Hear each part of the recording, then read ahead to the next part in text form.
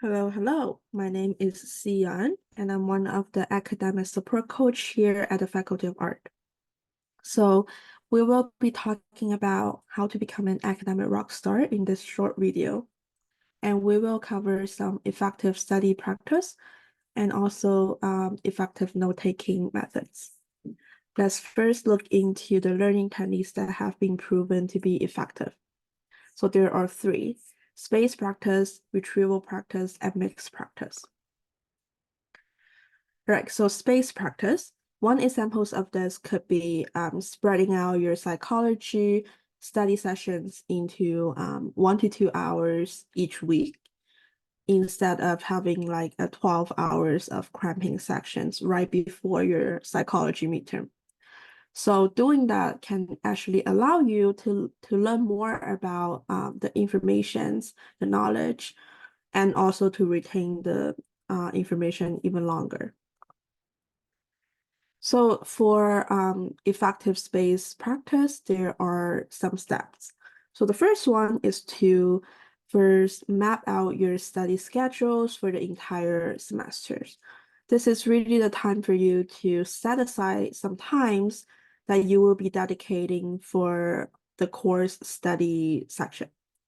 And then the second step would be spacing the topic notes within the study section, which you will be doing a lot of reviewing of the notes.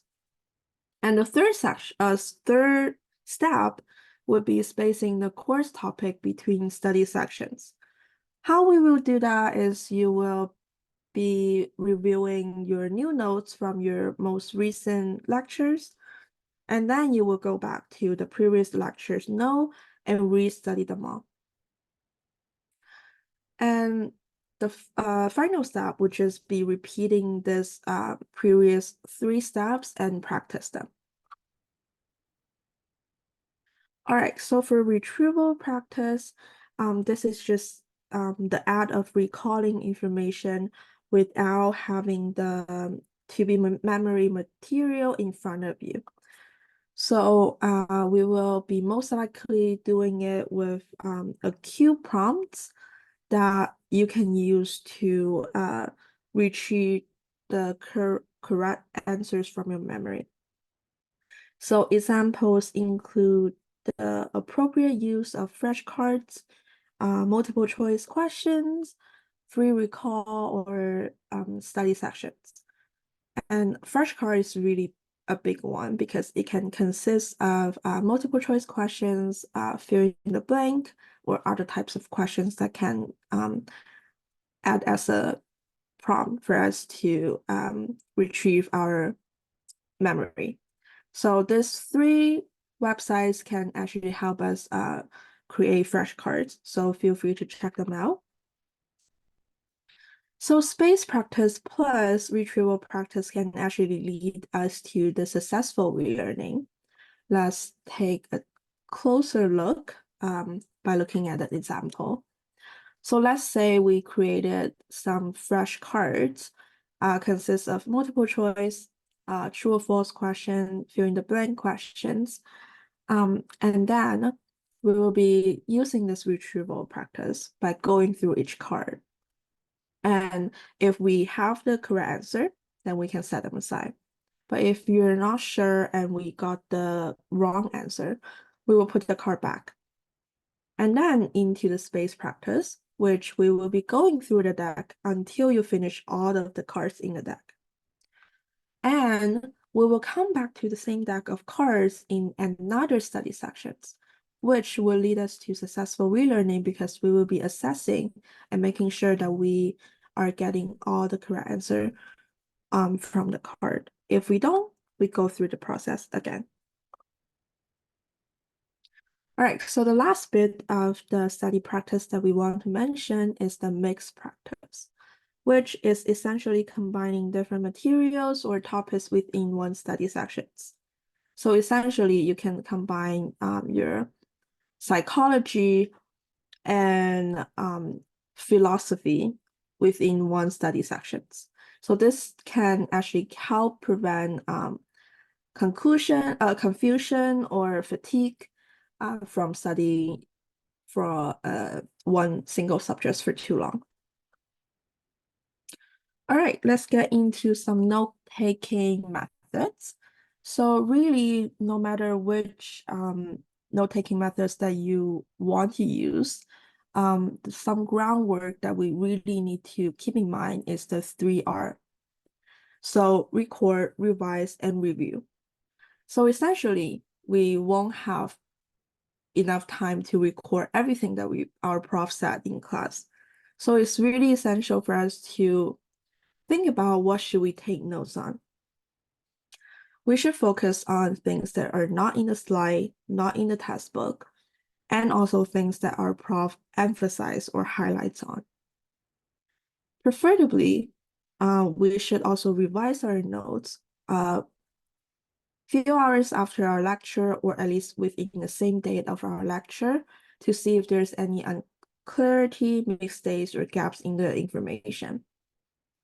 And then in the reviewing process, we should also look for things that is making us more difficult to understand the notes, or things that is actually helping us to facilitate the process of reading the notes and recalling our memories from the notes. That can actually help improve our note-taking skills a lot.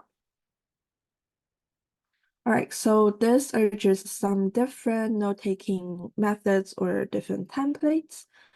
This is the outline method, the matrix method, and the corner method. So if you are interested in learning more details into those 3 methods that we just demonstrated, feel free to check out this 2 websites. There are also some other methods that we are unable to cover in this video. All right, so we have talked about some scientifically effective study practice and note-taking methods, but also it is important to understand what works best for you.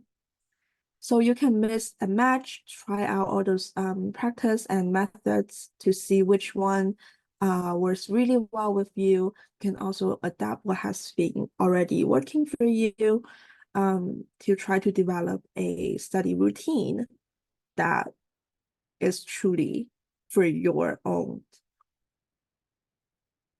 All right, so some overview of this video is that we have talked about 3 study practices. So space practice, try to avoid cramming sections. Retrieval practice, using some cue prompt to try to retrieve our memory. And mixed practice, mix different subjects within one study sessions. We also have talked about some effective note-taking practice, and the main takeaway is the 3R. So review, revise, and record, revise, and review. All right, so that concludes our video. And this is just the contact info for the academic support coach team. If you need help in writing assignments, learning strategies, and grad school application, feel free to scan this QR code or check out this link here to make appointments with us. We are operating from Monday to Friday, 10 a.m. to 6 p.m. All right, so thank you guys, and hope you guys have a great one.